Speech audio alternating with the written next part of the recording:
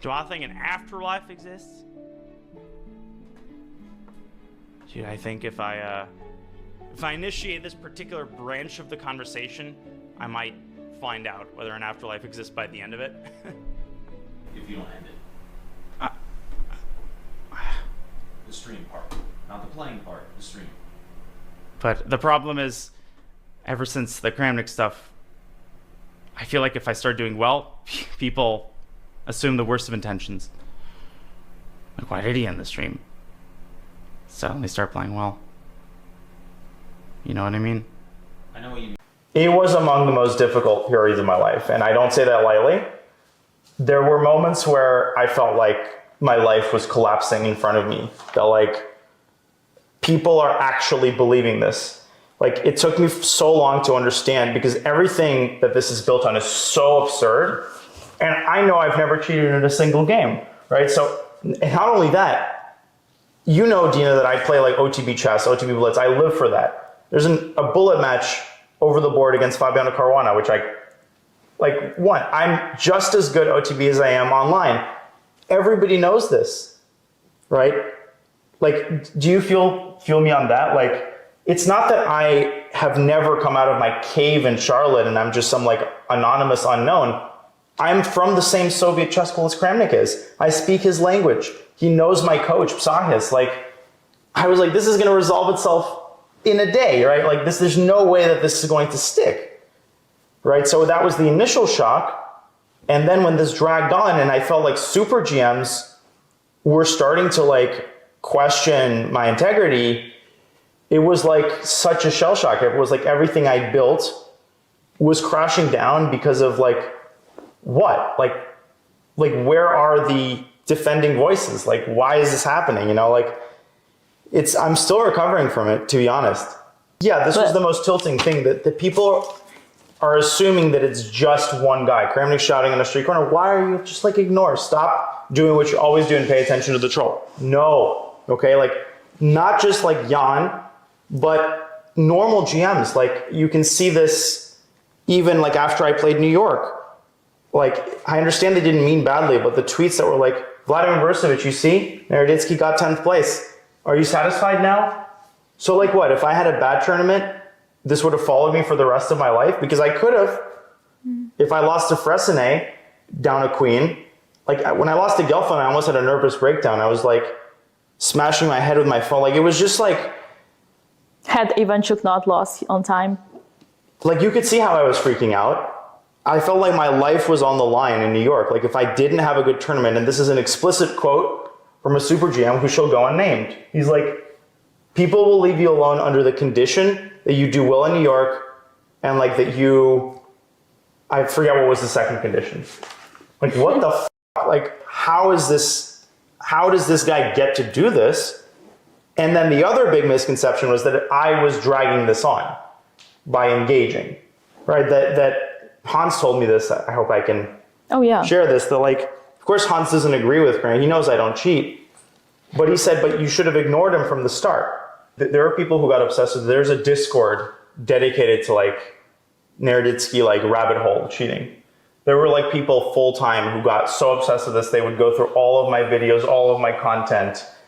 This is not just Kramnik, there's a lot of people who did this. Quite a few GMs behind the scenes, either they were actively like, a lot of them were like, let me grab my popcorn, right? Let me, I think I know who you're talking about. Watch how this unfolds. And Hikaru was the only one, not that I am owed any support, but when he publicly went out in my defense, like something that I will never forget. And Hikaru and I have our disagreements. We'll never be the best of friends, but when push came to shove and my reputation was on the line, he went to bat for me. And I really, really appreciated that. Mm-hmm. And I'm still very, very grateful to him for moving the needle. Last two things. Jan, I wanted to mention. Jan thinks that I cheat. Nothing I ever do is going to change that. The final try was like the Levitov podcast, where I literally offered to continue the dialogue on someone's podcast, provided that the videos would stop.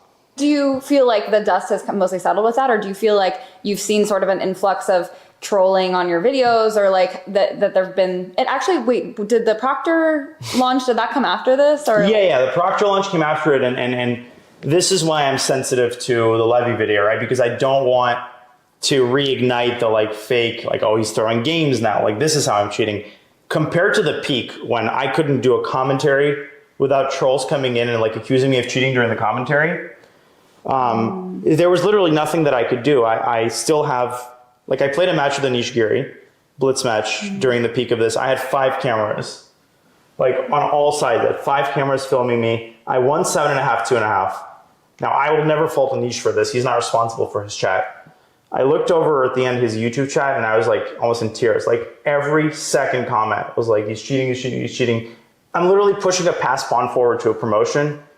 And listen, I'm not owed anything by anybody, but it would have been nice if like 1 or 2 more people spoke out. I'm not saying they had to do a stream or like Vishy Anand had to command the whole chat. 1 or 2 words to show that like, this is not acceptable. I think some people think that like Kramnik was my idol when I was young. You know that picture with him. Yeah, that I made a reel out of. Yeah, he was one of my like the people I looked up to. Even in 2014, we played twice over the board. In London, we made a draw at a rapid tournament. My mom wanted me to take a picture with him so that we have the chronology, right? 2007, 2014. I was like, no, I don't want to impinge on his freedom, his time. What broke my heart is that if Kramnik had talked to Psahis, my like latest coach, I have the greatest reverence for the world champion. I would rather insert any like horrible medieval punishment than to cheat against a former world champion. Like anybody who knows me knows that this is something that I take very seriously. Anytime he would accept my challenge, I would drop everything, run to the computer. Oh my God, I'm playing world champion. Out of respect for him, it would be unfair to give him anything but my full attention. On his like 4th video, I spent the entire night crafting a YouTube comment in Russian. I think very few people know this. Dina, you helped me write this comment up because I'm not used to like communicating stuff like this in Russian. Here's approximately, I'm gonna just read the important parts. It's 2 pages. I literally spent like 8 hours and only was able to do this with your help. And there's a little bit more there, but in response, I got the usual hate. Like, rather than words, why don't you go out of your like hellhole in Charlotte and play tournaments? Yeah, Daniel, the best way to show the truth is to perform well in New York. And that was attempt number 2. And then, of course, the Levitov podcast, where I literally try to treat Kramnik with respect. This is after like 6 videos. I told Jan, I offered to have a podcast on Jan's channel with Kramnik on his territory, in his language, with someone who isn't really on my side, right? And again, I have to give some credit to Jan, like he heard me out and he was respectful to me, like he treated me like a human being. And so when people tell me that I was the one who perpetuated this, it's like, to me, that's when I throw my hands up. I'm like, what else could I have done? Like, my honor is at stake. All right, guys, so let's cover this article. We have this article, Nihal Sarin on Daniel Naroditsky's death. He, Vladimir Kramnik, has kind of literally taken a life. An American chess star and New York Times columnist death sparks intrigue. Indian GM blames Russian GM who's made an allegation of cheating. All right. So here we go. Actually, there is no music on the scene, I realize, so it doesn't matter for you guys. But let's keep going. The death on Monday of New York Times columnist and educator Daniel Naroditsky, who was once hailed as a chess prodigy while becoming a grandmaster at 18, has sparked a buzz online. There is a growing refrain that the American GM, who is 29, was under severe stress after allegations of cheating were leveled against him by former world champion Vladimir Kramnik. Now, a prominent Indian voice has joined the chorus. Indian GM Nihal Sarin, who was the last player Naroditsky faced on the popular online forum chess.com, squarely blames Kramnik, who has repeatedly accused the American player of cheating while playing online, an allegation that Naroditsky had firmly denied. So we have the tweets here. The relentless, baseless accusations of public interrogations he faced in recent months caused him immense pressure and pain. This has to stop. When respected figures spread unfounded allegations without accountability, real lives are destroyed. Daniel's smile faded after the attacks began. We all saw it. The chess world has lost one of its brightest lights, someone who made our game accessible to millions. Rest in peace, Daniel. You deserved so much better. Okay. He Kramnik has kind of literally taken a life, Nihal told the Indian Express. The 21-year-old Indian is an expert at blitz chess like Naroditsky, with both having played each other in over 2,000 online games. I'll put the link. I woke up to this post. This is a post from Emil Sutovsky, the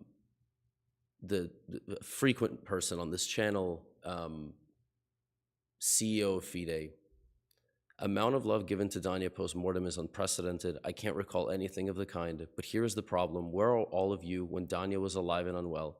I'm not talking about stepping in when he was accused, although it's a separate important matter. I know many people find it hard to express their opinion, as the problem is huge, and striking a balance is impossible. One thing is clear, the way Kramnik approaches it simply can't be accepted, and his reaction on Danya's passing is appalling and outright shameful. FIDE is not a court of justice, but we will act within our jurisdiction. However, let's not oversimplify it. It is too simple to focus on Kramnik. Danya was clearly not at his best in recent months. He stopped appearing as a commentator for one reason or another. He was not his usual self. Now, all those who claim dear Danya was to their heart, how good a friend they were. Where have you been? What did you do? All those Kramnik attacks on Danya happened not this week or month. It was not a shocking accusation that killed Danya overnight. It kept haunting him for more than a year, even if there was not much more polemics of recent. So I ask you, alleged Danya's friends, what did you do to help him for half a year? Did many of you write to him and ask whether he is okay? Why he, arguably the best commentator online, disappeared from the screens? Did you text him to ask him why he stopped streaming? Then he talks about his own experiences with Danya. And then he said, you know, he might be surprised to read about this or that person allegedly being his friend. Danya was kind to many, but he feels like most of the time he was lonely. Virtue signaling, like grabbing is the worst way to pay respect to Danya. I'm sorry, I am irate. I can't even like fully read this tweet because while he wrote 2 sentences about Kramnik and whatever FIDE is gonna fucking do, because I don't think anything is gonna happen. I don't curse in my videos, but I can't even, look, we don't know. We're gonna go back here for a second. Nemo wrote something a couple of days ago. She said, in watching the clip below of his last stream, hearing the pain in his voice, how deeply the baseless accusations affected him, it's time to stop worrying about the backlash. I'm calling on FIDE to remove Kramnik from the record books, revoke his title, disqualify his world championship. Chess is one of the most beloved games in the world and should be a place for kindness and inclusion. It should be unilaterally unacceptable to use a platform that chess has given you to bully, harass, and slander a colleague. What Kramnik has done to Navarro, Hikaru, Danya, and others cannot be tolerated. It is up to our community and the governing body to set an example. And they should, and there are more. I mean, Nihal Sarin, one of the very first people, and God bless his soul, the last person to have played Daniel Naroditsky in some chess, told the Indian Express that, you know, the relentless baseless accusations, public interrogations he faced in recent months caused him immense pressure and pain. Nemo was co-signed by Hikaru. It says, thank you for making the statement so clearly. There is a video, there is a clip of Daniel just a few days before his passing, where he is obviously unwell while live streaming. If you haven't seen it, I mean, people have uploaded it. I can't even stomach watching stuff like that. But one of the things he says towards the end of this stream is he literally says, I can't end the stream after I start playing well. I can't play well off stream ever since the Kramnik stuff. People start accusing me. Those were literally some of the last sentences that he uttered after friends local in Charlotte came to get him at 2 in the morning, seeing that he was struggling on a live stream.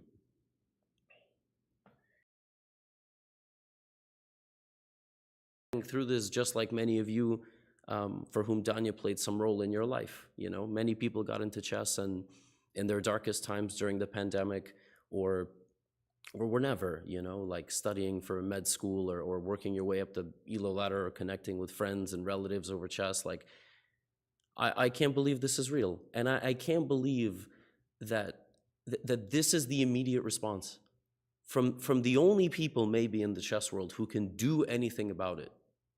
So please, maybe we need a petition.